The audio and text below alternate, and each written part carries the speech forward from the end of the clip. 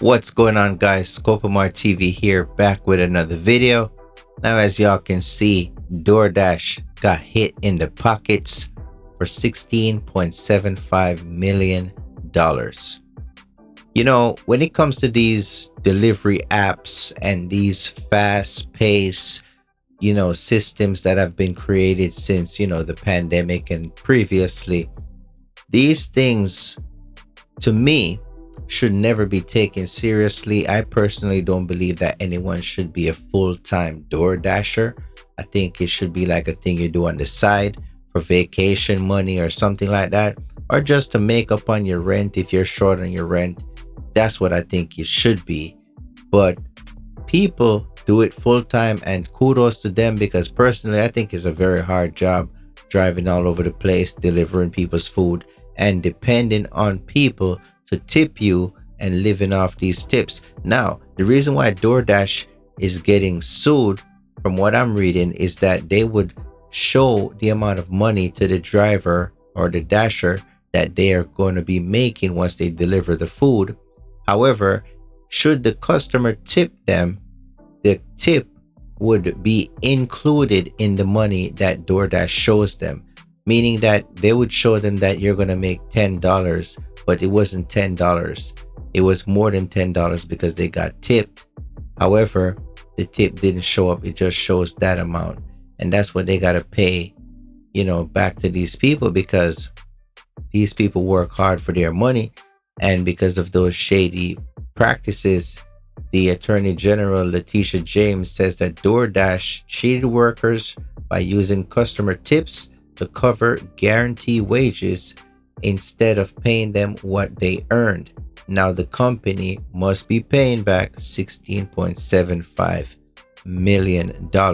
And also, I think, according to this website, the Attorney General website, they got to pay $1 million in settlement administrators to, proceed to cover the cost of these payments, I guess, to process everything.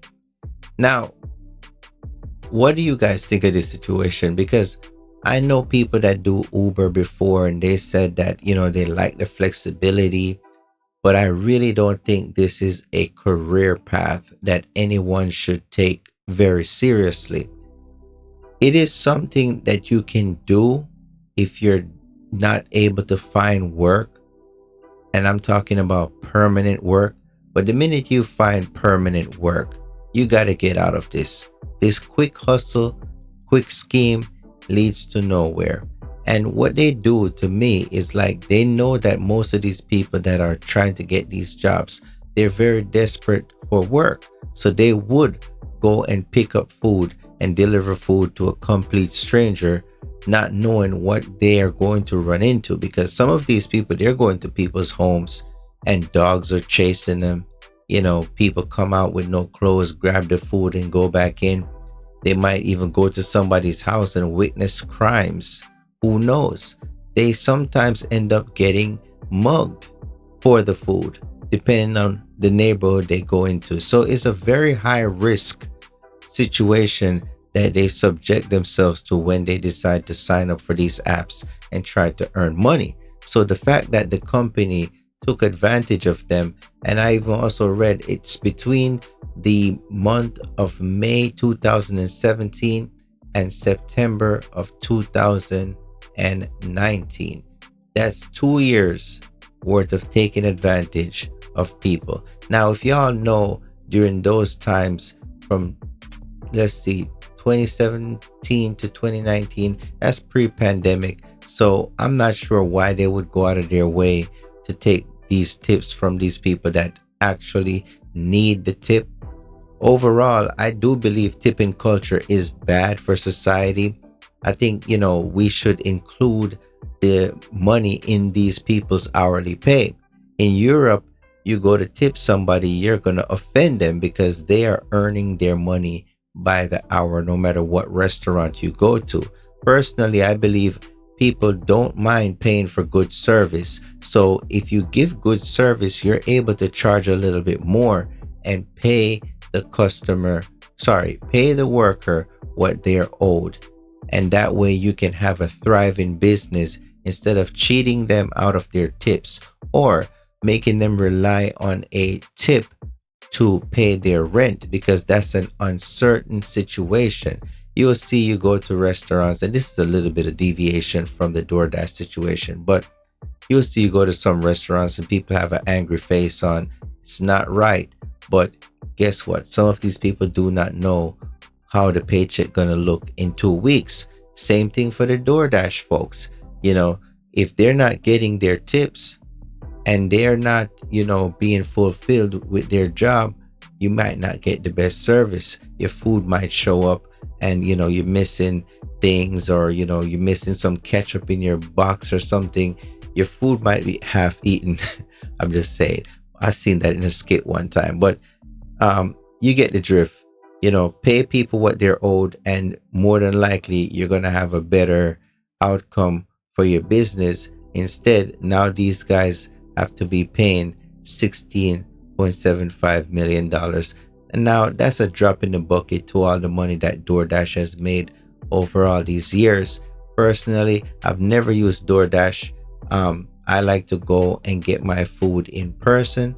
Some of the times I like to see what my food is being shared out into and just see what the restaurant look like, because I think because of the pandemic, a lot of people are just comfortable with ordering from wherever, and they never been to these places. They never look at their health inspection sheets to see if this place is a safe place to eat at. They just rely on the Google reviews, which is fine. But sometimes it's good to not rely on these apps and actually get out your house and go and see where your food is being prepared at. It's very good to see even the people who is preparing your food. And for those that have done DoorDash and they fall into the category of what's going on here with them not being paid in New York, I feel sorry for you guys. I hope that you guys get back every single dollar that you are owed. Thanks to the Attorney General Letitia James. Big ups to her. Let's get into the comment section and see what people got to say. Someone says, Uber be doing that too. I've never driven Uber, but I've heard some things about Uber. And people are saying it in the comments that they're taking the tips. Now, let's see. Somebody else says, she ain't scared of nobody and don't F around. That person's talking about the Attorney General. Out here working for the people. She's a gem. Auntie, don't be effing around. So apparently everybody is very proud of Letitia James for getting these people their money. And it's a good example of what responsible people and caring people can do once they reach in a position of power. We often hear the saying, with great power comes great responsibility, and she has done great by getting these people back their money. But let me know what you guys think in the comment section about what the New York Attorney General has done to recover this money for all these dashers, these door dashers. Do you think that it was right for the company to take their money? Now, the easy answer to say is no. However, we're living in a capitalistic mind. This society that we're living in relies on taking advantage of people. As much as we don't want to believe it, this is what they do. They take advantage of the less fortunate and become multi-billionaires. That's the business model in America. And many of us, we don't like it because it's very unfair. However, that's what it's set up to be. That's why you hear people say, oh, you need to become an entrepreneur, start your own business, this and that, this and that.